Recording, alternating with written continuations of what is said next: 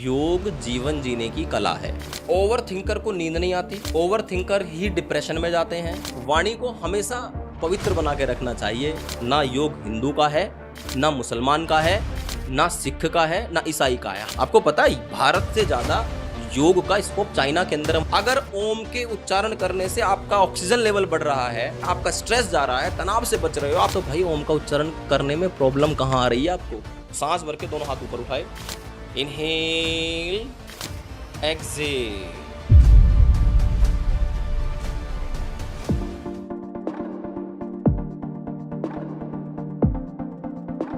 नमस्ते, आप सभी का बहुत बहुत स्वागत है। यूं तो सोशल मीडिया पर पॉडकास्ट करने वाले, पॉडकास्ट देने वाले बहुत तेरे हैं। बहुत सारी चीज़ें होती हैं, बहुत सारी चीज़ों पे बातचीत होती है, लेकिन कुछ ऐसी चीज़ें होती हैं जो आपके काम की होती हैं, सिर्फ सुनने की नहीं। ऐसी चीज़ें जो दिल से निकलती हैं और सीधे दिल तक पहुंचती हैं, क्योंकि दिल से बोली जाती हैं। जुबान से निकलने वाली चीज़ तो कान तक ही पहुंचेगी। तो आज हमारे साथ एक खास मेहमान जुड़े हुए हैं, वो जो आपकी बहुत सारी दिक्कतों का समाधान कर सकते हैं, वो जिनसे पूरी दुनिया के हजारों लोग हर रोज सुबह और शाम मिलते हैं, सीखते हैं और अपने आप को ट्रांसफॉर्म करते हैं। वो जिन्होंने लोगों के 9-9 किलो एक महीने में घटवा दिए। वजन की बात कर रहा हूँ आपके। 9 किलो एक महीने में गया। अगर 3 महीने काम कर लिया तो 3 महीने में 18 किलो तक। ये प्रूवन है, लिखा हुआ है और आप उसको देख सकते हैं। प्रत्यक्ष को प्रमाण की आवश्यकता नहीं होती है। तो स्वागत कीजिए, हमारे साथ योगी हैं सोहित जी। बहुत बहुत स्वागत है आपका। बहुत धन्यवाद, आपने आज एक सार्थक चर्चा करने के लिए हमें यहाँ पर बुलाया। तो दोनों मिलकर के कुछ अच्छा सृजन करेंगे।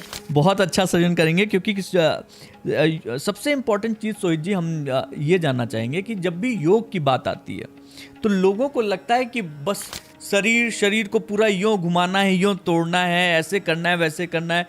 मतलब उनको बड़ा भारी भरकम सा शब्द बना दिया गया है। आपके हिसाब से योग क्या है और किस तरीके से एक आम व्यक्ति अपनी दिनचर्या में उसे शामिल कर सकता है? देखिए, योग जो आपने कहा अभी कि शरीर मोड़ना, शरीर तोड़ना, उठाना या शरीर को खींचना, स्ट्रेच करना, ये योग है। ये योग का केवल एक पार्ट है। एक पार्ट है। हाँ। मैं जनरली जब मैं किसी भी पॉडकास्ट में जाता हूं तो इस विषय पर चर्चा होती है और मैं ये बात लगभग सब जगह बोलता हूं, योग जीवन जीने की कला है।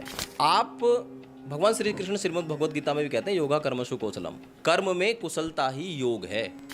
आप प्रातःकाल उठने से लेकर के रात्रि सोने तक जितने भी कार्य करते हैं वो सब योग के अंतर्गत होने चाहिए। यानी आपका उठना, सही समय पर उठना, आपका खाना, आपका चलना, आपका कार्य, आप जो भी करते हैं रात्रि सोने तक, वो यदि कुशलता पूर्वक करते हैं तो वो योग कहलाता है। योग जीवन प्रबंधन है, लाइफ मैनेजमेंट है। ये जो आज दुनिया मान रही है ना कि पार्क में दिखे 2 आसन लगाए, तो वो एक 2 पार्ट है, आसन और प्राणायाम। कुछ लोग मेडिटेशन को जानते हैं, बस ध्यान को जानते हैं, लेकिन उससे पहले आप अगर विचार करो, महर्षि पतंजलि योग दर्शन में एक सूत्र देते हैं, अष्टांग योग। अष्टांग योग आपने सुना होगा, पढ़ा भी होगा। यम, नियम, आसन, प्राणायाम, प्रत्याहार, धारणा, ध्यान, समाधि। यम अहिंसा, सत्य, अस्तेय, ब्रह्मचर्य, अपरिग्रह। नियम शोध, संतोष, तप, स्वाध्याय, ईश्वर प्रणिधान। इसके बाद आसन आता है।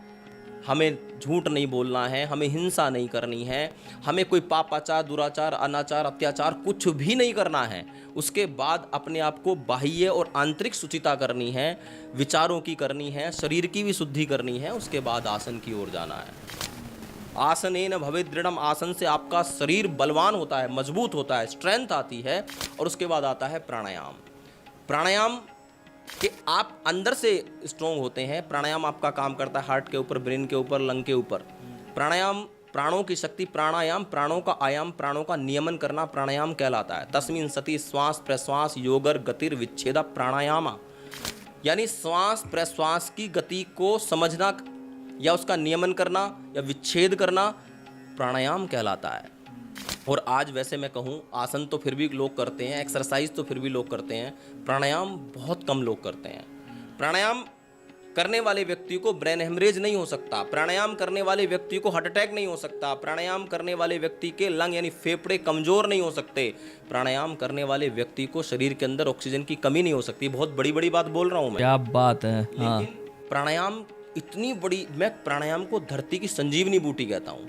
और मैं अपनी कक्षाओं में, क्लासेस में, वीडियोस में भी कहता हूँ कि आप आसन तो कर लोगे, एक्सरसाइज कहीं भी कर लोगे, लेकिन प्राणायाम कहीं नहीं कर पाओगे।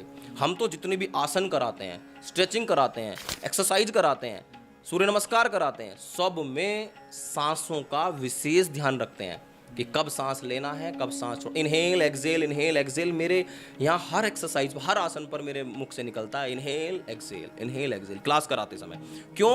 क्योंकि मुझे पता है ये आप एरोबिक कर लो, जुम्बा कर लो, डांस कर लो, रनिंग कर लो, कुछ भी कर लो, वहाँ आप सांसों को का ध्यान नहीं रखोगे, सांसों के ऊपर आपका फोकस नहीं होगा। लेकिन जब आसन करते हो तो जब योग गुरु कहते हैं कि सांस भर करके दोनों हाथ ऊपर उठाइए, सांस भर करके दोनों हाथ खोलिए और सांस को बाहर निकालते हुए दोनों हाथों को, तो आपके फेफड़े आकुंचन प्रसारण हो रहा है, फेफड़े आपके खुल रहे हैं, फेफड़े आपके सिकुड़ रहे हैं, फेफड़े आपके खुल रहे हैं, सिकुड़ रहे हैं, यानी आकुंचन प्रसारण हो रहा है। आप इस तरह से समझ सकते हैं हमारे लंग के अंदर, फेफड़ों के अंदर 4.5 करोड़ कोष्ठक होते हैं। कोष्ठक यानी छिद्र होते हैं, छोटे छोटे, स्पंज की तरह, ढोकला की तरह, बहुत सरल कर दिया है। अच्छा, ढोकले की तरह। बिल्कुल छोटे छोटे फुफ्फुस, जिनको हिंदी में फुफ्फुस बोलते हैं। तो अंदर फेफड़ों में 4.5 करोड़ कोष्ठक होते हैं। अब जब हम सामान्य सांस लेते हैं तो 3.5 करोड़ एक्टिवेट होते हैं, यानी वहां तक आपकी ऑक्सीजन और प्राण शक्ति पहुंचती है सामान्य सांस में। जैसे आप नॉर्मल, मैं आपसे बात कर रहा हूँ इस समय तो 200-250 भी नहीं हो रहा होगा, बोलते समय पर 200-250 भी एक्टिवेट नहीं हो पाते हैं, क्योंकि बोलते समय व्यक्ति जल्दी जल्दी सांस लेता है, जल्दी जल्दी सांस छोड़ता है। इससे आप आइडिया लगाइए, अन्ना हजारे जब अनशन पर बैठते हैं तो वो 1-1 महीने तक बिना खाए बैठे रहते हैं। क्यों? क्योंकि वो मौन रहते हैं। अब मौन रहने वाले व्यक्ति की ऊर्जा का लेवल बढ़ा रहता है। मौन रहने वाला व्यक्ति ऊर्जा का लेवल क्यों बढ़ता है? क्योंकि उसके सांस बिल्कुल शांत हो जाते हैं, एक तरीके से उसके गहरे हो जाते हैं, क्योंकि बोलते समय जल्दी जल्दी सांस ले रहा है व्यक्ति, छोड़ रहा है, ले रहा है, छोड़ रहा है, उसकी एनर्जी का लॉस हो रहा है, और खासकर मुंह से। मैं एक बात और कहता हूँ, सांस लेने का सही तरीका ये है कि आप अपने अगर मुंह से सांस छोड़ते हो तो आप अपनी शरीर की एनर्जी को लॉस करते हो। और रनिंग करते समय क्या कर रहा है व्यक्ति? दौड़ रहा है, ट्रेडमिल पे दौड़ रहा है, कुत्ता सांस लेता है ऐसे। कितनी लंबी जिंदगी होती है? बहुत थोड़ी जिंदगी होती है, 10-12 साल, 13 साल में कुत्ते का जीवन समाप्त हो जाता है। तो हमें सांस नाक से लेना है, दौड़ते समय, ट्रेडमिल कर रहे हो, कुछ भी कर रहे हो, और गहरा सांस लेना है, लंबा लेना है। अब जब हम सो जाते हैं तो उस समय पर हमारे शरीर में सांस गहरा हो जाता है। आप रात भर लेट जाओ पर सो ना। जब आप सोते हो तो आपका सांस, आपने देखा होगा किसी भी सोते हुए व्यक्ति को, पेट ऊपर, आप अपने आप गहरे सांस हो जाते हो। जागने के बाद ही तो गड़बड़ करता है व्यक्ति, सोने के बाद तो उसकी नेचुरल क्रिया प्रारंभ होती है। और जब उसके गहरे सांस हो जाते हैं तो वो सब सुबह उठता है तो बड़ा फ्रेश उठता है। और पूरी रात लेट करके उससे कहा जाए कि तू लेटा तो था ही, पूरे दिन आराम तो किया ही है ना तुमने। आराम करने के बाद तो उसको शरीर फ्रेश नहीं महसूस करेगा, बड़ा तनाव में रहेगा व्यक्ति। यही तो प्राणायाम है।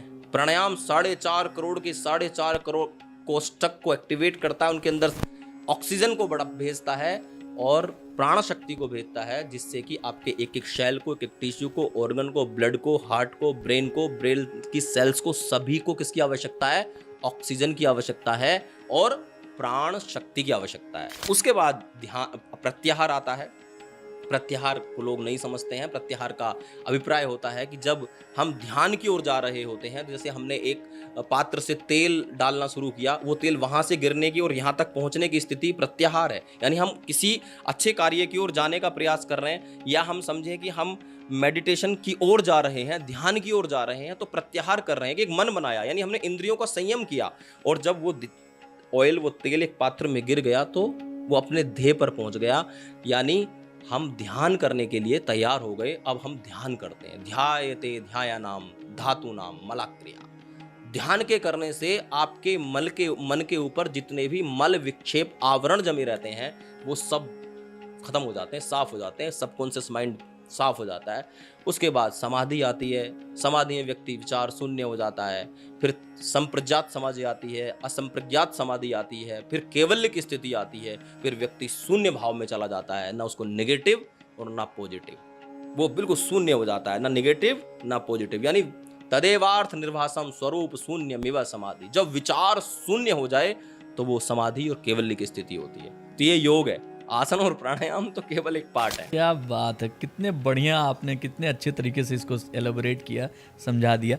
एक चीज़ इसमें जानना चाहेंगे, जैसे हम आम व्यक्ति जो सुबह निकला, काम पे पहुंचा, काम खत्म किया, घर पहुंच जाएगा, ऐसे व्यक्ति को मान लीजिए दिन में खाना खाने के बाद या फिर ऑफिस में बैठे बैठे अगर उसको लगे कि भैया मुझको प्राणायाम के लिए स्पेशल समय नहीं निकाल पा रहा हूँ, कुछ ऐसा है, एक आध दो कोई टेक्निक है आप बता सकते हैं जो ऑफिस में बैठा हुआ व्यक्ति भी कभी एक आध बार अपने 4 करोड़ 4.5 करोड़ फेफड़ों तक पहुंच सके? बिल्कुल। देखिए उसमें क्या कर सकते हैं कि एक प्राणायाम होता है भस्त्रिका प्राणायाम, जिसमें आप ऐसे दोनों सीधे बैठ जाओ। ये अपनी कुर्सी के ऊपर, चेयर के ऊपर, सोफे के ऊपर, बेड के ऊपर, जहां भी आप करना चाहो, बस आपकी स्पाइन सीधी होनी चाहिए, स्ट्रेट होनी चाहिए। सांस भर के दोनों हाथ ऊपर उठाए, करो आप एक्सेल, इनहेल, एक्सेल, इनहेल, नाक से सांस, नाक से बाहर। एक तो ये प्राणायाम कर सकते हैं। इस प्राणायाम से क्या होगा, और इसको फास्ट भी कर सकते हैं ऐसे, इससे क्या होगा, आपका ब्रेन पूरा एग्जॉस्ट हो जाएगा। जो स्ट्रेस भरा हुआ है वो सब बाहर निकल जाएगा, रिलीज हो जाएगा। और दूसरा काम क्या होगा, आपके लंग यानी फेफड़े मजबूत हो जाएंगे। साइनस का एरिया आपका पूरा खाली हो जाएगा, यानी आपकी नाक भी इससे साफ हो जाएगी। साइनस की समस्या से भी बच जाओगे। और पूरा जो ये आभा मंडल है, आपका फेस है, ये भी ग्लो करने लगेगा इस प्राणायाम के करने से। ये प्राणायाम के ऊपर मैं आपके चैनल के माध्यम से कहना चाहता हूं, श्री श्री रविशंकर जी की सुदर्शन क्रिया पूरी तरह से भस्त्रिका प्राणायाम के ऊपर बेस्ड है। वो हम योग टीचर उसको कराने के लिए, क्योंकि उनका पेटेंट है, हम करा नहीं सकते, परंतु पूरी क्रियाएं भस्त्रिका प्राणायाम से, सोहम की जो साधना होती है वो पूरा भस्त्रिका प्राणायाम पे है।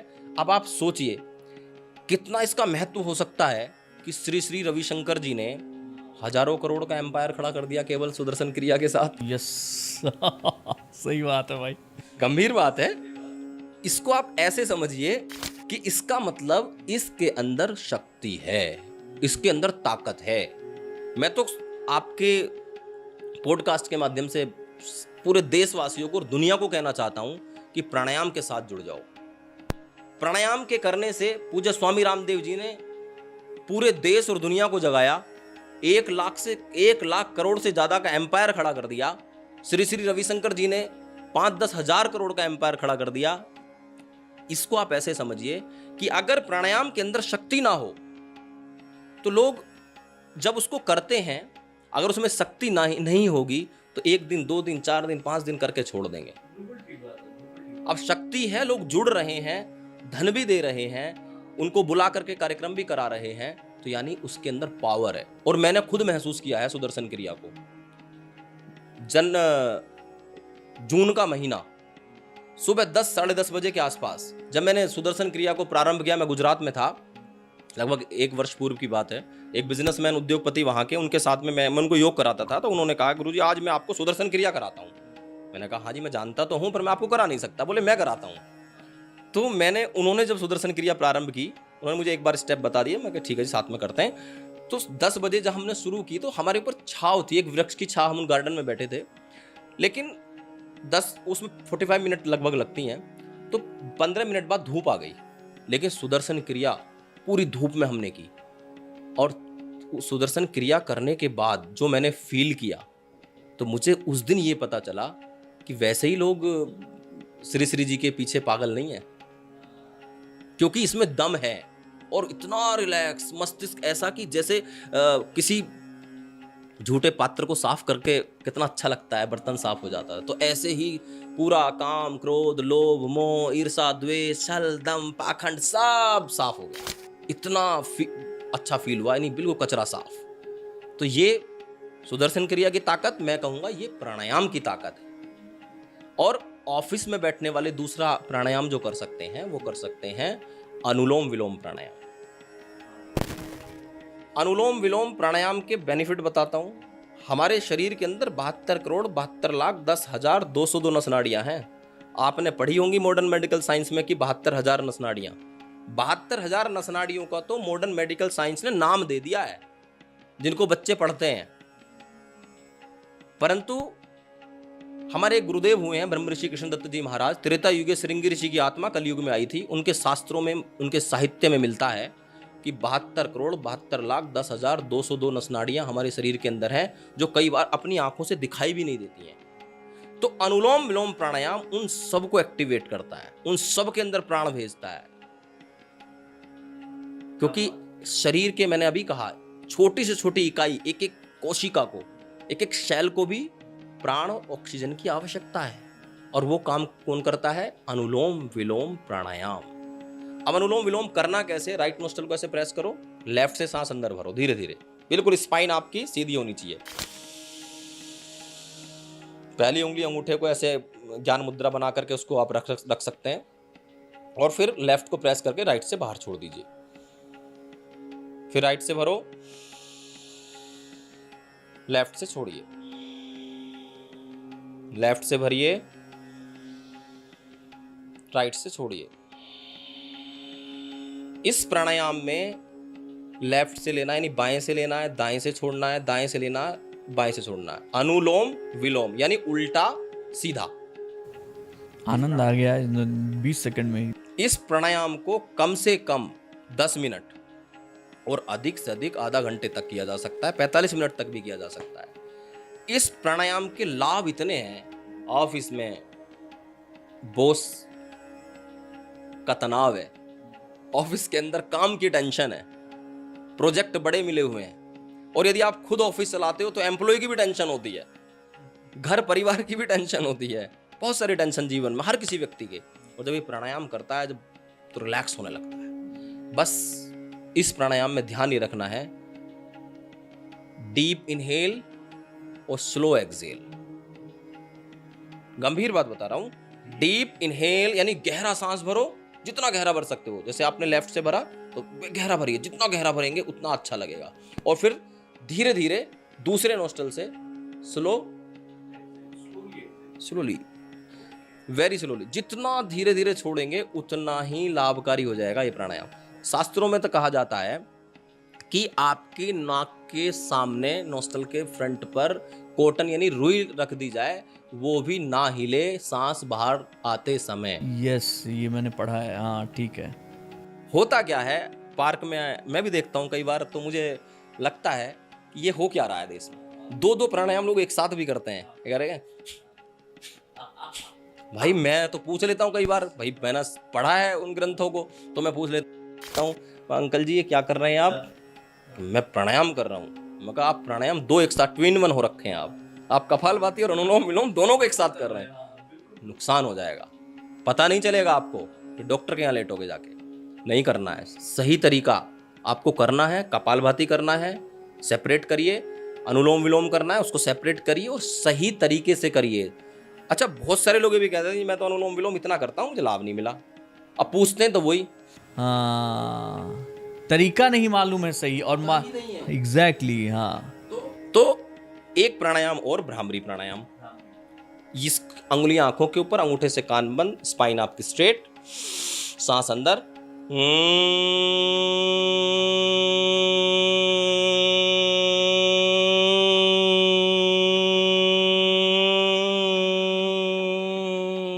जब तक आपके अंदर सांस निकल रहा है बाहर, तब तक आप वो गुंजायमान करते रहिए।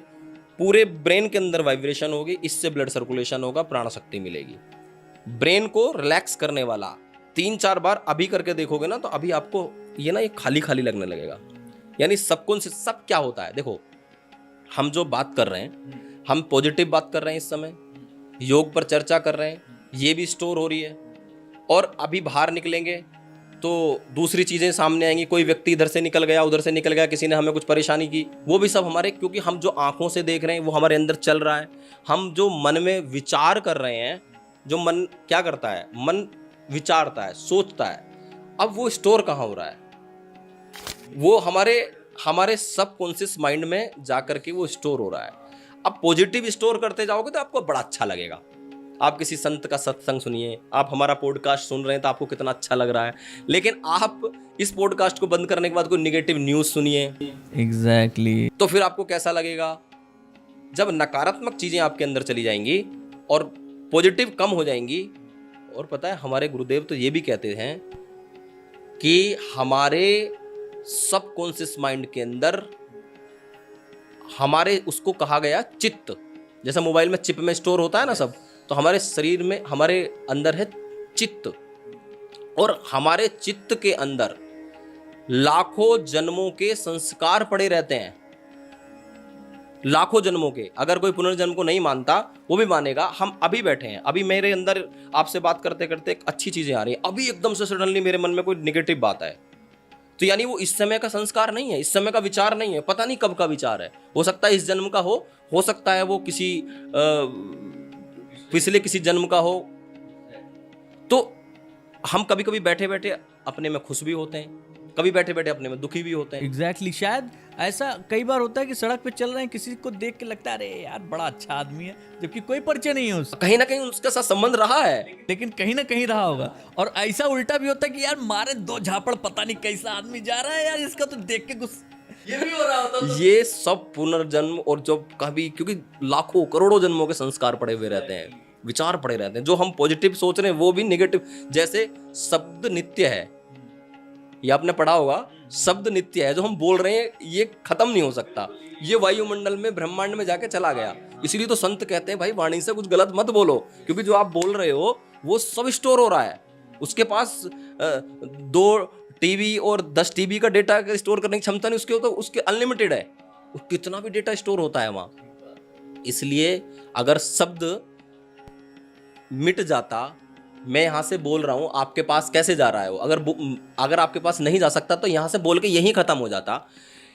सबसे बड़ा एग्जाम्पल साइंस के अनुसार समझिए, आप यहां से न्यूज पढ़ते हैं, न्यूज देते हैं, और एक व्यक्ति अमेरिका में बैठ करके कैसे सुन लेता है अगर शब्द खत्म होता। इसलिए वाणी को, ये भी योग है, वाणी को हमेशा पवित्र बना के रखना चाहिए। अभद्र, मिथ्या, गाली गलौच ये सब नहीं करना चाहिए। इसीलिए कहा कि चित्त के अंदर सब कुछ स्टोर है, सब कुछ। और ये भी साथ में कहा जाता है कि जब आपके मन के अंदर कुछ गलत करने का विचार आए तो उसे कल के ऊपर टालो, और जब आपके मन के अंदर कुछ सही करने का विचार आए तो तुरंत कर डालो, क्योंकि गलत करने का जो भाव आ रहा है वो आज का नहीं है। आज तो मैंने शास्त्रों को पढ़ा, मैंने गुरुओं के संपर्क में रहा, लेकिन फिर भी मेरे मन में एक विचार आया कि नहीं, मैं कुछ गलत ऐसा कर देता हूँ, कुछ पाप कर लेता हूँ, चोरी कर लेता हूँ, ये कर लेता हूँ, वो कर लेता हूँ, कुछ मोबाइल में गंदा देख लेता हूँ, लेकिन उसको कल के ऊपर छोड़ दो। और कोई अच्छा है, और गलत कैसे पता चलेगा? जिस कार्य को करने में शर्म लगे, लज्जा, भय, शंका ये सब उत्पन्न हो तो समझिए कि ये गलत कार्य है, ये पाप के श्रेणी में आता है। और जब आपके मन के अंदर ऐसा आए, जिस कार्य को करने में प्रसन्नता हो, उत्साह है, साहस लगे, धैर्य की स्थिति बने, तो समझिए ये पुण्य कार्य है। तो पुण्य कार्य आज करो और पाप कार्य कल के ऊपर छोड़िए। जी, क्या बात है। जैसे एक पुण्य कार्य आप करते हैं, इसी तरीके से जो आपने बताया, देश दुनिया से लोग आपके साथ जुड़ते हैं, मॉर्निंग में भी, इवनिंग में भी। आप जुड़ना चाहते हैं तो ये नंबर जो फ्लैश हो रहा है, इस नंबर के थ्रू आप डायरेक्ट जो है सोहित जी से मिल सकते हैं फ़ोन पे, और उनके साथ जुड़ भी सकते हैं। सोहित जी आगे बढ़ते हैं। एक बड़ी अच्छी चीज़ है कि योग से जुड़ी हुई, मतलब आपने इसको बहुत बढ़िया से जो है इसका जो है वर्णन किया, इससे जुड़ी हुई कुछ गलत फहमियाँ भी लोगों के मन में हैं, धारणाएं बनी हुई हैं, और उन धारणाओं के हिसाब से जैसे सनातन धर्म से इसको जोड़ दिया गया कई बार, जो है नहीं, ये सबके लिए उतना ही अच्छा है, जो सांस ले रहा है वो कोई नहीं जानता, या ये कभी भी प्रकृति ये नहीं करती है कि आप इस संप्रदाय, इस जाति से हैं तो आपको सांस कम मिलेगी, इसको सांस ज़्यादा मिलेगी, ऐसा तो नहीं होता है। लेकिन इसके बावजूद योग को कई गलतफहमियों के साथ भी जोड़ दिया गया है कि ये कि ये इस धर्म से जुड़ा हुआ है, सनातन धर्म से जुड़ा हुआ है, बाकी लोगों के लिए कुछ लोग इस बोल देते हैं कि भाई हमारे यहाँ तो इसको जो है बिल्कुल करना ही नहीं चाहिए, इसको जो है पाक नहीं माना गया है, समथिंग। आप बताइए, आप तो एक टीचर हैं, टीचर के तौर पर योग तो मेरा ख्याल है इस दुनिया में कोई किसी भी संप्रदाय, किसी भी जगह पैदा हुआ हो, ये तो सबको करना चाहिए। जन्म से कोई किसी ना जाति में पैदा होता है, ना किसी धर्म में पैदा होता है। हर एक व्यक्ति एक मनुष्य इंसान की योनि में पैदा होता है। उसके बाद मैं मुस्लिम धर्म के बारे में कहूँगा कि 1400 साल पुराना है। उससे पहले इसका कोई है ही नहीं, नाम ही नहीं है। ये कई टीवी चैनल्स पे मेरी डिबेट भी होती है इस चीज़ के बारे में। मेरी कक्षाओं के अंदर कम से कम 15 से ज़्यादा मुस्लिम महिलाएं और पुरुष योगा करते हैं। कोई दुबई से जुड़ता है, कोई सऊदी से जुड़ता है, और इंडिया से में कई, जो हमारे यहाँ उत्तर प्रदेश बिजनौर में चांदपुर एक जगह है, वहाँ एक पूरी डॉक्टर की फैमिली है, पूरी फैमिली मेरे साथ योग करती है। और एक मेरी स्टूडेंट है, मैं नाम लेके बोलूँगा, मुबस्सिरा, उन्होंने 2 महीने में अपना 13 किलो वजन कम किया और अपनी नंद को, अपनी भाभी को, इसको उसको सबको मेरे साथ जोड़ा। सब बहुत बेहतरीन रिजल्ट ले रहे हैं। एक तो योग सबके लिए है। आप इसको ऐसे समझिए, योग हमारा सृष्टि के प्रारंभ से ही है, और जब मनुष्य भी पैदा नहीं हुआ था उस समय भी योग था, क्योंकि योग आया है वेदों से। और वेद कब आए? नासा ने भी ऋग्वेद को संसार की सबसे पुरानी पुस्तक माना है, और वेद निकला है। वेदों में बहुत मंत्र, योगे योगे तपस्तरम वाजे वाजे हवा में सखा इंद्र, बहुत मंत्र हैं वेदों के ऊपर। हिरण्य गर्भ समावर्तताग्रे, वेदों, और फिर बाद में उत्पत्ति भगवान शिव से भी मानी गई। तो यहां से एक बात हर किसी पढ़े हुए व्यक्ति को, पढ़े लिखे व्यक्ति को समझनी चाहिए, ना योग हिंदू का है, ना मुसलमान का है, ना सिख का है, ना ईसाई का है। हाँ, मैं ये जरूर कहूंगा, सत्य सनातन वैदिक धर्म ने इस योग को आज के समय में आगे जरूर बढ़ाया है। मुस्लिम्स उसको, या मैं कहूं कि ईसाई, वो इसके ऊपर उतना ध्यान नहीं दे पाए।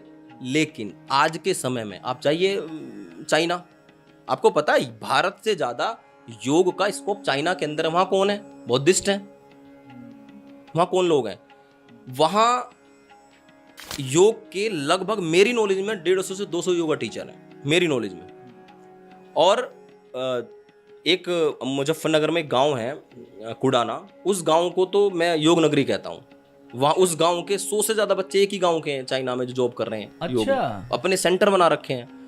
आप दूसरे देशों में जाइए, अमेरिका जाओ, कनाडा जाओ, यूके जाओ, जहां भी जाओगे आप योग मिलेगा।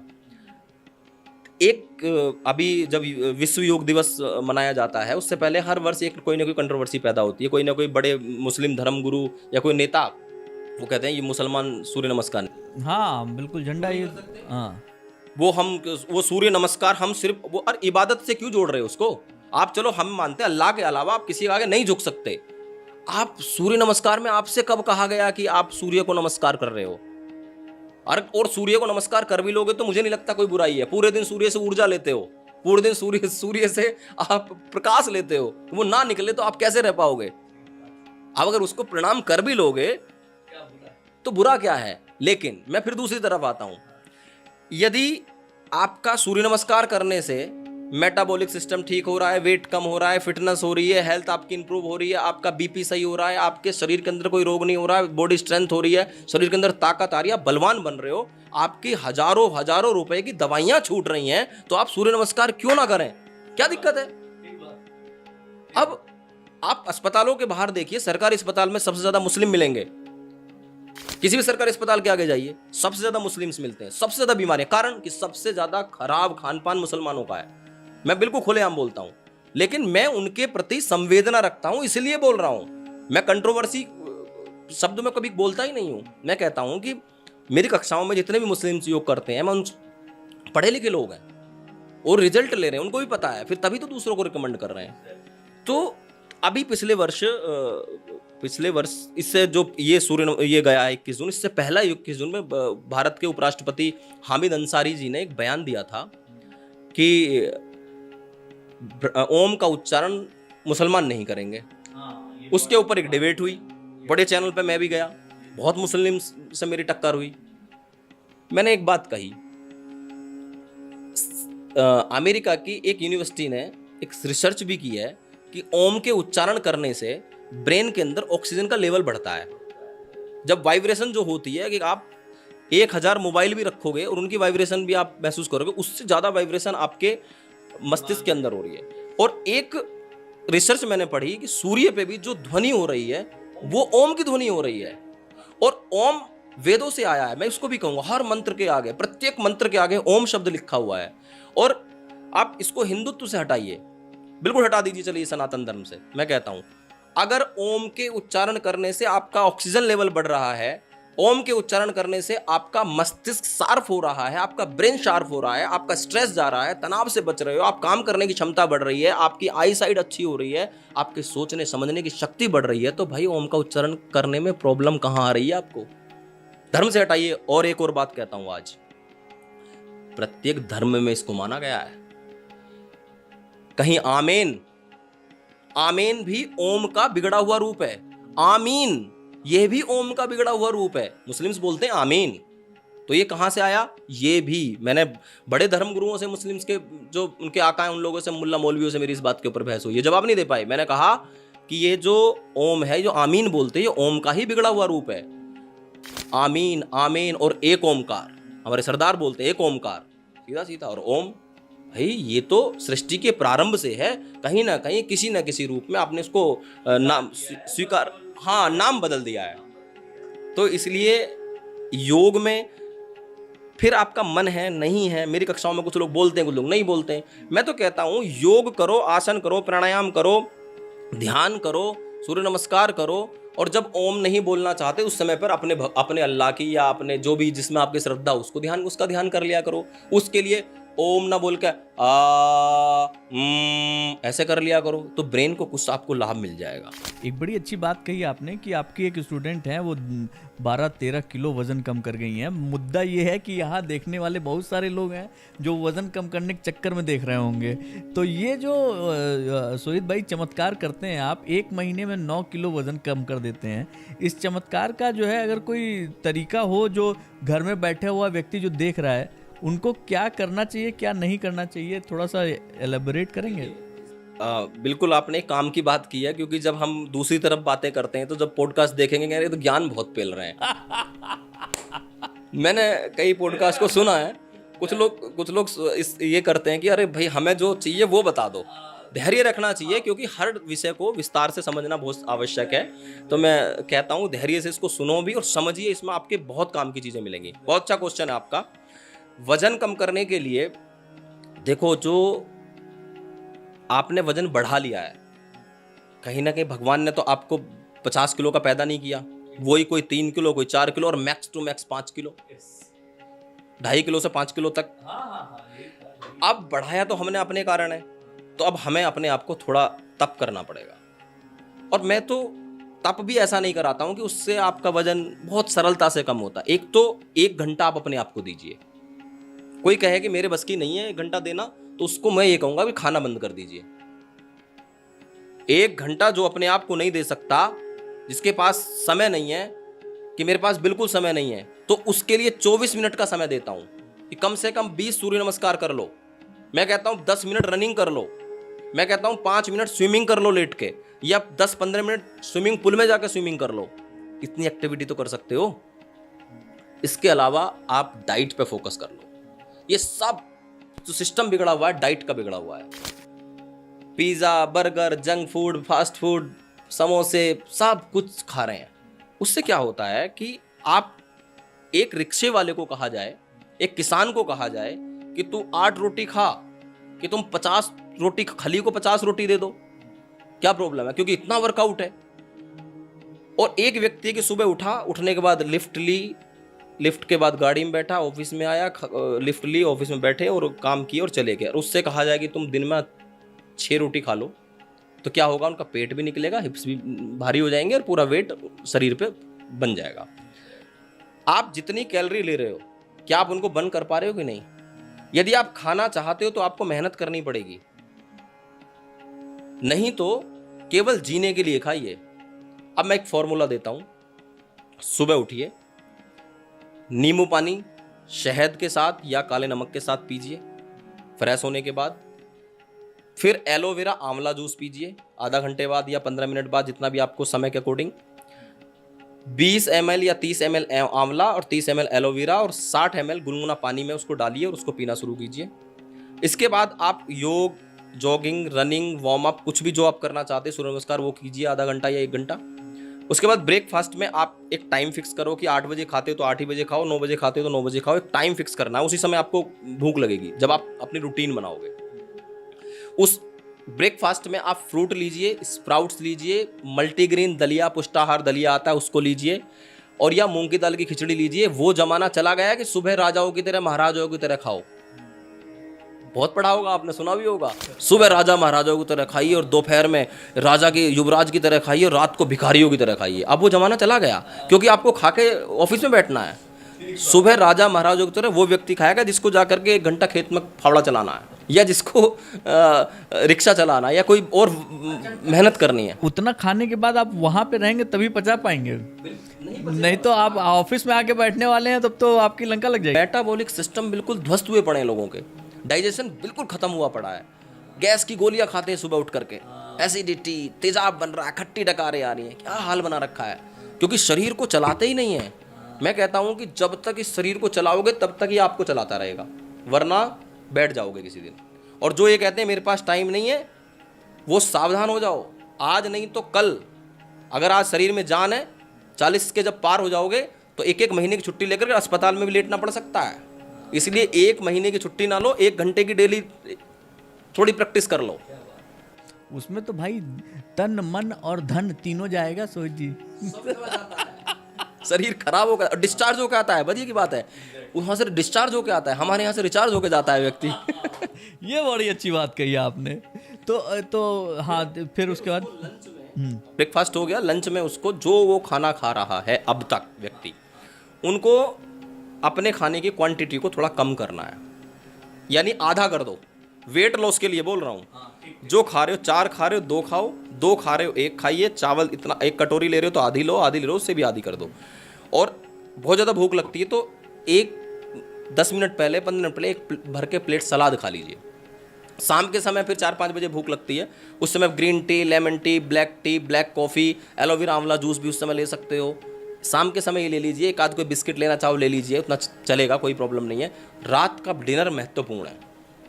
उस समय पर या तो लौकी उबाल करके खाइए, या मूंग की दाल लीजिए, या मल्टीग्रेन फिर से दलिया लीजिए, या मूंग की दाल की खिचड़ी लीजिए, या सूप लीजिए, या केवल दूध पीजिए। आपको मैं कैसा लग रहा हूँ?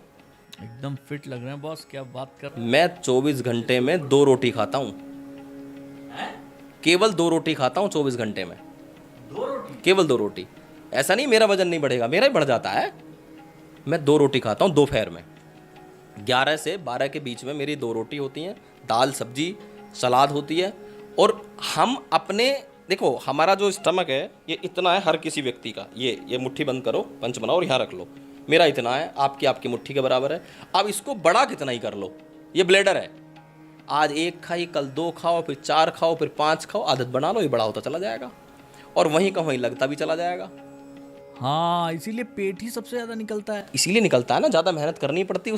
हमारे भोजन के 7 चीज़ें बनती हैं आयुर्वेद के अकॉर्डिंग: रस, रक्त, मांस, मेद, अस्थि, मज्जा और शुक्र। अब ये 7 चीज़ें, अब इनमें मेद और मांस ज़्यादा बन गया तो क्या होगा? मेहनत नहीं करोगे तो मांस ज़्यादा बनेगा और वो फिर आपके शरीर पे चर्बी बनती रहेगी। जबकि उसका शुक्र बनना चाहिए। 40 दिन में बनता, आज के खाए हुए खाने का 40 दिन बाद शुक्र बनेगा, जिसको वीर्य कहते हैं। हमारे भोजन की उसी से खून बनना है, रक्त बनना है, रस भी उसी से बनने हैं, लिक्विड जितना बॉडी में, जॉइंट्स में, मेद भी उससे बनना है, मज्जा यानी जो हड्डियों के अंदर होता है, बोन मैरो जिसको बोलते हैं, वो भी उसी से बनना है। सब कुछ हमारे खाने से बनना है। तो खाना तो जीवन का ऐसा होना चाहिए कि आप अपनी मेहनत के अनुसार, अपनी परिश्रम के अनुसार उस खाने को और खाने की क्वालिटी को, खाने की गुणवत्ता को और खाने की क्वांटिटी का आपको विशेष ध्यान रखना पड़ेगा। अब रात्रि का भोजन इतना होना चाहिए, तो मैं गारंटी से कह दूंगा कि जिसका 100 किलो वजन है ना, 1 महीने अगर ये फॉर्मूला फॉलो कर लिया तो कम से कम 10 से 12 किलो वजन 1 महीने में जाएगा। और जिसका 70 किलो वजन है, 5 से 7 किलो वजन जाएगा। पानी की मात्रा आपको बढ़ा के रखनी है। खाने को जितना चबा चबा करके खा सकते हैं, खाने को चबा के खाना है। और पानी को धीरे धीरे पीना है। खाने को पीना है, पीने को खाना है। ये तो फॉर्मूला आपने बहुत सुने भी होंगे, पर लोग फॉलो नहीं करते हैं, क्योंकि दांतों काम आंतों से लेते हैं। जितना चबा के खाएंगे एसिडिटी नहीं होगी, कब्ज नहीं होगी, गैस नहीं बनेगी, तेजाब, खट्टी डकारें, इन सबसे बच जाओगे। लीवर को कम मेहनत करनी पड़ेगी। भगवान श्री कृष्ण भगवत गीता में कहते हैं युक्ताहार विहारस्य युक्त चेष्टस्य कर्मसु। भाई हमारा खाना, हमारा चलना, हमारा व्यवहार सब युक्त यानी संतुलित होना चाहिए, तो आपका जीवन निरोगी होकर के आगे बढ़ेगा। लेकिन यार सोहित जी, एक चीज़ है कि हम लोग की जो लपलपाती हुई जुबान है ना, ये जैसे ही किसी अच्छी चीज़ को देखेगी, पिज़्ज़ा देख लिया, समोसा देख लिया, आप जो है 32 दांत के किले के अंदर भी उसको संभाल नहीं पाते हैं। आदमी जो है लरस जाता है और वो 10 सेकंड, 5 सेकंड या पता नहीं 1 सेकंड के स्वाद के लिए सपाट से जो है उसको गायब कर देता है। कहता है यार एक समोसा ही तो था। 650 कैलोरी होती है बस। वहां तक लोग नहीं पहुंच पाते ना। उनका कहना होता है अरे यार समोसा सबसे खतरनाक चीज़ है। आपको नहीं पता आलू कैसा है, आलू भी फ्राई है, मैदा भी है और रिफाइंड में तला गया है। आप समझिए कि आपने अमृत लिया है कि जहर लिया है। और सबसे ज़्यादा खाने वाली चीज़ है समोसा। अच्छा, कुछ एक दो चीज़ ऐसी बताइए जो आप भी लेते हो और जो बड़े आसानी से सुलभता से मिल जाए, मतलब लिस्ट ना बनाना पड़े। जैसे हम अभी यहाँ बैठे हुए हैं, तो अभी यहाँ से हम लोग उठेंगे या फिर जो है बैठेंगे, तो ऐसी कुछ चीज़ें बताइए जो कि आराम से हम लोग जो है हर जगह सहजता से मिल जाए और हम उसका आनंद। एक तो पानी हो गया जो हमें हर जगह मिल जाएगा, उसको जो है हम लोग चबा चबा के पीना है। भैया नोट कर लीजिए, पानी को पीना नहीं है, पानी को चबाना है और जो खाना है उसको पीना है। ठीक है, एक चीज़ होगी। और दूसरा सबसे सरलता से मिलने वाली चीज़ लौकी है। लौकी अभी कहाँ मिलेगी सोहित भाई? लौकी का जूस, हाँ, आपको पता जूस है नीचे मिल जाएगा। हाँ। लौकी का जूस जो व्यक्ति सुबह खाली पेट पीता है ना, उसमें थोड़ा सा काला नमक या सेंधा नमक डाल लो, उसमें पुदीना डालिए, थोड़ा हरा धनिया भी डाल लीजिए, थोड़ा अदरक भी डाल लीजिए। अच्छा, स्वाद बनाने। हाँ, नहीं सब लाभकारी चीज़ें हैं। लौकी वेट लॉस में, फास्ट वेट लॉस में बहुत काम करती है। लौकी आपके कोलेस्ट्रॉल को कम करती है। लौकी का जूस कोलेस्ट्रॉल को कम करेगा। फैटी लीवर के लिए लौकी का जूस बहुत लाभकारी है। तो ये जूस अगर जो है मान लीजिए वो बोतल वाला लेके आया आदमी, बनाने में ज़्यादा अच्छा है। अच्छा ठीक और है। लौकी आजकल सबसे ज़्यादा लौकी के अंदर जहर मिलाया जाता है, लेकिन लौकी काटो, थोड़ी देर उसको गुनगुने पानी में आधा घंटा पहले रख दीजिए। अब कुछ तो करना पड़ेगा जीने के लिए, तो हम भी किसान के बेटे हैं। मैं वही कहना चाह रहा था, सूही जो है सिर्फ एक ही फ्रूट है जहाँ तक अभी तक नहीं घुस पाई है, वो है नारियल पानी। केवल उसकी खोल मजबूत है बेचारे की, बाकी सब जगहों पे तो जो है सूही घुस गई है आज के उसमें, तो चीज़ें जो है फ्रेश मिलती। तो लौकी का जूस बहुत लाभकारी है आपकी गैस के लिए भी, एसिडिटी के लिए, पेट रोग के लिए, कोलेस्ट्रॉल के लिए, लीवर के लिए। तो लौकी का जूस मेरे कहने से अगर कोई व्यक्ति लगातार 15 दिन, स्टार्टिंग में पहले 15 दिन पियो, ठीक चलता है तो फिर उसको बढ़ाओ, 40 दिन लगातार पी के देखो और फिर अपनी बॉडी टेस्ट करा लें। अच्छा, तो लौकी का जूस बनाना कैसे, बेसिकली आपने बता दिया। लौकी लेके आइए, उसको छील दीजिए, छीलने के बाद काट लीजिए, उसको पानी में डालिए, उबाल लीजिए, उबालने के बाद फिर हाँ गर्म पानी में उसको रख दीजिए। अच्छा, बिना छीले? नहीं, छील के काट के गर्म पानी में रख दीजिए, फिर उस लौकी को निकालिए, या तो जूसर से उसका जूस निकालिए या फिर उसको मिक्सी में डालिए, थोड़ा सा पानी डाल करके फिर कपड़े से उसको छानिए। हम उसको शुद्ध जूस चाहते हैं। ओके। एक तो ये हुआ कि आपने उसको उबाला, उबालने के बाद में तो पानी भी डालोगे उसमें थोड़ा बहुत, तो वो चीज़ नहीं बचेगी। उसको चाहिए बिल्कुल एकदम ओरिजिनल जूस। तो ये तो एक जूसर आते हैं, उसमें जूस जैसे गाजर का निकलता है, ऐसे लौकी का भी जूस निकल जाता है। और नहीं तो फिर उसको मिक्सी में थोड़ा सा पानी डाल के और फिर कपड़े से उसको छान के, मैंने लगभग 1 महीना लगातार पिया। मुझे खुद को ऐसा लगा कि मुझे इतना लाइट बॉडी में फील होने लगा। शादियों का सीज़न से मैं बाहर निकला था, शादियों में खाना कहीं ना कहीं थोड़ा बहुत हो जाता है। अब हम थोड़े इस तरीके के लोग भी हैं, बहुत प्रोग्रामों में जाना पड़ता है, दिन में 3-3, 4-4 शादी, कुछ मेरे वैसे कार्यक्रम, तो लोग लगे ही रहते हैं जी ये ले लो। सोहित भाई, बहुत ईमानदारी से आप बात कर रहे हैं, इसके लिए मज़ा आ रहा है, क्योंकि जो है सब लोग ये बताते नहीं है कि भाई खाने फिर मुझे लोग खिला देते हैं। मेरा फास्ट फूड में भी टिक्की मेरी फेवरेट है, और मेरा ऑफिस और हल्दीराम का ऑफिस का गेट आमने सामने है। फिर भी देखिए मैं इतना कंट्रोल करता हूँ, महीने में एक बार मुश्किल से उसका स्वाद ले लेता हूँ। मैं क्लियर कहता हूँ, मेरा फेवरेट है। अब शादियों में मैं जाऊँगा, जितने लोग मुझे जानते हैं, बुलाते हैं, उनको कहीं ना कहीं पता भी है गुरुजी की फेवरेट टिक्की है, गुरुजी बहुत बढ़िया बनी हुई है, वो मेरे आगे आती, मैं लगभग ले लेता हूँ उसको शादियों में। खासकर मुझे रहता है मार्केट से तो शुद्ध ही होगा। लेकिन फिर उसका समाधान मेरे पास ये होता है कि मैं घर आऊँगा रात में, तो मैं 1 कप तेज गर्म पानी पीऊंगा। आजकल क्या करते हैं, पिज़्ज़ा खाएंगे, बर्गर खाएंगे, समोसे खाएंगे, उसके बाद कोल्ड ड्रिंक पिएंगे। कहिए काट देगी, हाँ काटेगी, आंतों को काटेगी। या आपने खाए हुए पदार्थ को नहीं काटेगी, आंतों को काटेगी। वो टॉयलेट क्लीन कर देती है, आपकी आंतों को कैसे नहीं करेगी। इसलिए कोल्ड ड्रिंक ऐसी चीज़ जब आप खाते हो तो कम से कम कोल्ड ड्रिंक आपको नहीं लेनी है। उस समय पर आप तेज़ गर्म पानी पियो, उसका 50% जो निगेटिव इफेक्ट पड़ रहा है वो तो हट जाएगा और फिर पेट भी सुबह ठीक साफ हो जाएगा। तो मैं ये करता हूँ। दूसरी, मैं सुबह में जैसे शादियों का सीज़न शुरू होगा, देखो हम ना चाहते हुए कुछ खाना पड़ जाता है। मेरा रहता है फ्रूट पे, बिल्कुल गुरुजी, एकदम सही कह रहे हैं आप। मेरा फ्रूट्स पे रहेगा, मूंग की दाल पे रहेगा, दाल रोटी पे रहेगा, ठीक है। पर दिन में 3-3 4-4 शादी, घर पहुंचने का समय नहीं मिला तो कहीं ना कहीं कुछ ना कुछ खाना आपको पड़ेगा। फिर दिन में हम किसी प्रोग्राम में जा रहे हैं, किसी इवेंट में जा रहे हैं, मैं आर्य समाज से भी हूँ, गुरुकुल का पढ़ा हूँ, तो मुझे कार्यक्रमों में भी जाना पड़ता है। तो लोग लगे रहते हैं, नहीं नहीं जी आपने हमारे यहाँ तो खाया नहीं है, थोड़ा तो ले लो। थोड़े थोड़े में लेना पड़ जाता है। अब लेने का समाधान फिर लौकी का जूस मैं उस समय पर लेता हूँ। जैसे कि अब शादियों का सीज़न शुरू हो जाएगा तो मैं उससे ज़्यादा सावधान हो जाऊँगा कि खाऊंगा। मैं आपसे भी कहना चाहता हूँ और आपको भी कहना चाहता हूँ कि खाओ पर इस शरीर को चलाओ। रिक्शे वाले को, किसी श्रमिक को, हमारे किसी जो भी मेहनत शरीर से करने वाले व्यक्ति हैं, उनको पिज़्ज़ा खिलाओ, उनको कोई नुकसान नहीं होगा। भाई वो इतनी मेहनत करते हैं, उनके तो लक्कड़, हमारे यहाँ कहा जाए लक्कड़ पत्थर सब हजम हो जाता है। ठीक बात है, एकदम ठीक बात। मैं गाँव में देखता हूँ, हमारे यहाँ सुबह पानी के हाथ की रोटी बनती है। मेरा एक भाई है, गाँव में रहता है, वो सुबह 2-3 कई बार 4 रोटी सुबह खा के खेत में चला जाता है। दोपहर में आकर फिर 4-5 रोटी खा लेता है, रात को भी 4-5 रोटी खा लेता है। अब मैं उसको देख के सोचता हूँ, हे भगवान यार, जिंदगी तो इनकी है, हम लोग तो वाकई में काट रहे हैं। सब पच गया है। मैं घर पहुंचूंगा, मम्मी अब चूल्हे की रोटी, कई बार शाम को उनको पता है कि चूल्हे की रोटी इसको पसंद है, तो शहर में रहता है, तो वो शाम को खाना खिलाने के चक्कर में मेरे से बोलेंगे चूल्हे की गरम गरम रोटी बनानी, चटनी के साथ खा लियो। तो मैं 1 रोटी गाँव में खा लेता हूँ, वरना मैं शाम का भोजन मैक्सिमम टाइम उसको अवॉइड ही करता हूँ कि मैं शाम को खाना ना खाऊँ। और लेट हो जाऊँ तो बिल्कुल नहीं खाऊँगा। शाम को मैं ज़्यादातर लेता हूँ दूध, मुझे 1 गिलास दूध प्रतिदिन, मेरी ये भी एक है कमजोरी कि मुझे दूध चाहिए ही चाहिए। और दूध 250 ग्राम दूध आपका पूर्ण भोजन है। अब हम जैसे डाइट प्लान, आपको अभी डाइट के बारे में बताया, तो लोग ये भी कह सकते हैं कि जी कार्बोहाइड्रेट कहाँ से मिलेगा, ये कहाँ से मिले। अरे भाई पहले भर चुके हो, तुम इतना जमा कर चुके हो। पहले जब आपको क्रेविंग होती है ना, जब आपको जैसे कोई कह रहा है कि मुझे ना, आप जो डाइट बता रहे हो उसके बाद मुझे 3 घंटे बाद तो भूख लगने लगती है गुरुजी, तो उस समय पे आपको जो भूख लग रही है ना, वो जो चर्बी आपके अंदर एक्स्ट्रा, अब वो उसको खाएगा। अगर आपने कुछ दे दिया तो उसको खाएगा, नहीं तो वो चर्बी को खाना शुरू करेगा। वहाँ वेट कम होगा आपका।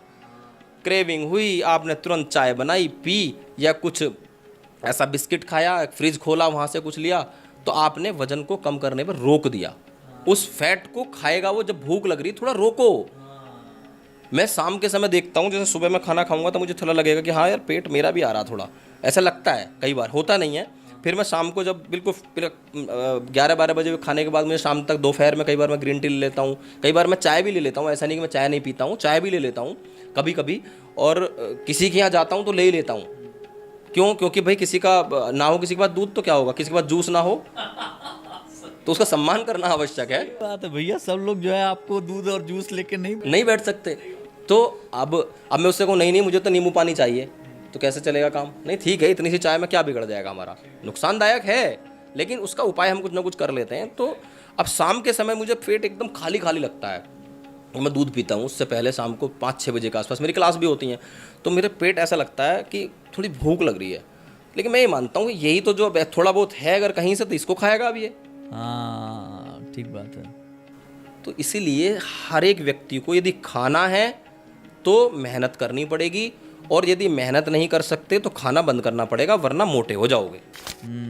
हम लोग जैसे भोजन की बात की हम लोगों ने, उसी तरीके से शरीर को चलाने के लिए 2 विचारों का भी हम लोग जो है भोजन की तरह विचार भी ले रहे हैं। आप कायदे से देखिए तो सोहित भाई, हम लोग 1 मिनट में 72,000 थॉट एक दिन में हमारे दिमाग में आते हैं। 60,000 से लेकर 72,000 थॉट्स एक दिन में हम लोग, हमारे पास से गुजर जाते हैं दिमाग में। बहुत सारा कचरा यहाँ भी भरा पड़ा है। उस कचरे को दूर करने में मेडिटेशन कितना काम करता है? मैंने स्टार्टिंग में ही कहा कि ध्यायते ध्यायमानानाम धातूनाम मलः क्रिया। ध्यान के करने से आपके मन के ऊपर जितना भी मल जमा हुआ है वो सब साफ हो जाता है।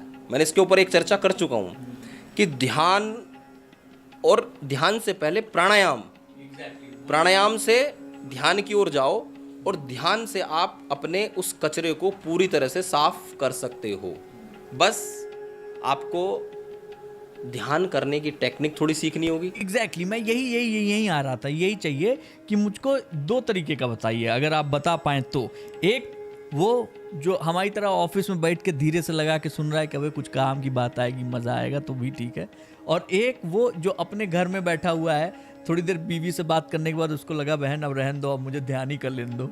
मतलब घर पे अगर कोई टेंशन में है या कुछ ऐसा, और कोई ऑफिस में है, उसके पास आधे घंटे 15 मिनट 5 मिनट का समय मिला, और उस 5 मिनट के समय को वो किस तरीके से पॉजिटिव तरीके से यूटिलाइज कर पाए। अगर ध्यान का कोई शॉर्ट तरीका महर्षि पतंजलि कहते हैं तत्र प्रत्येक तनता ध्यानम। किसी भी स्थान पर अपने आप को 100% लगा देना ध्यान कहलाता है। अभी मैं और आप चर्चा कर रहे हैं और पूरे ध्यान से चर्चा कर रहे हैं, तो ये ध्यान है।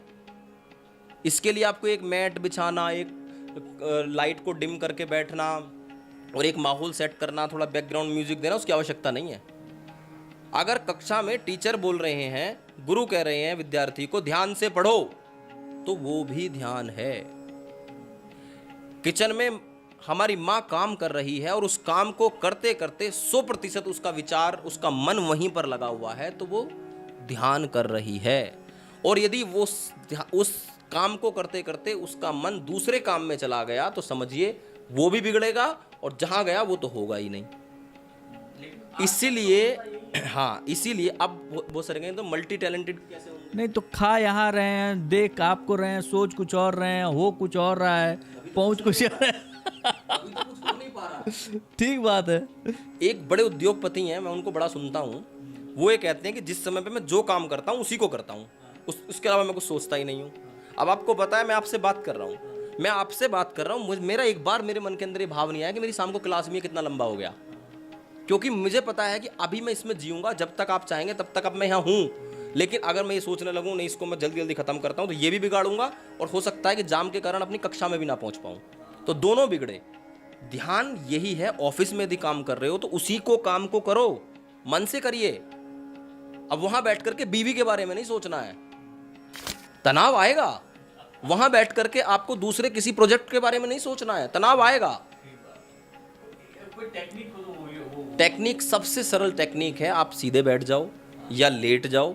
ऑफिस में बैठे हो तो बिल्कुल सीधे बैठ जाओ, थोड़े समय के लिए अपना पूरा फोकस अपने सांसों के साथ करो।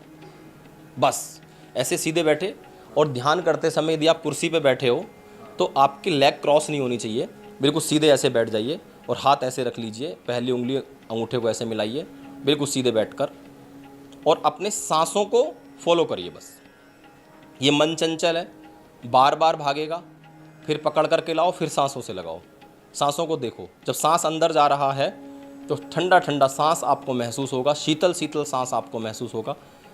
और जब सांस बाहर निकल रहा है तो नोज़ के फ्रंट पर, नासिका के अग्रभाग पर गरम गरम सांस आपको फील होगा।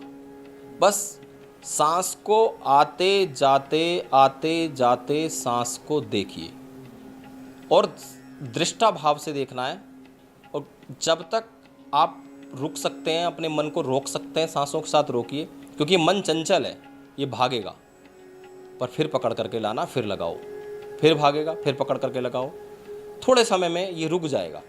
ऐसे ही जब आप कोई पूजा करते हो, कोई इबादत करते हो, कोई कहीं भी कोई प्रार्थना करते हो, तो उस समय पर उसमें आप लग जाओ, आंखें बंद करके उसके सामने बैठ जाओ, जो सामने आपकी मूर्ति है उसको अपने अंदर बसाओ, अपने आज्ञा चक्र में उसको देखो और उसका ध्यान करो। तो इससे क्या होगा कि आपकी फिर वही सबकॉन्शियस माइंड, चित्त की पूरी तरह से सफाई हो जाएगी। और थोड़े समय के लिए ध्यान ये है कि आप दुनिया से थोड़े समय के लिए हट जाओ। ध्यान यही तो है, आप यही तो समझना चाह रहे हैं। सारे झंझावातों से आदमी थोड़ा दूर होना चाहता है, शांत होना चाहता है। डिप्रेशन में चले गए, उन्माद, अवसाद, अनिद्रा, एंजाइटी, डिप्रेशन, इंसोम्निया जैसे बहुत सारे रोग शरीर में आ गए। इन सब का एक ही कारण है और वो है ओवर थिंकिंग। एक ही कारण है, जो ज़्यादा सोचते हैं, इधर उधर का सोचते हैं, एक्स्ट्रा सोचते हैं, एक में से दो, अब मैं यहाँ हूँ, यहाँ से वहाँ जाऊँगा, वहाँ से ये कर लूँगा, वहाँ से ऐसा कर लूँगा, वैसे कर लूँगा, तो ज़िंदगी तबाह।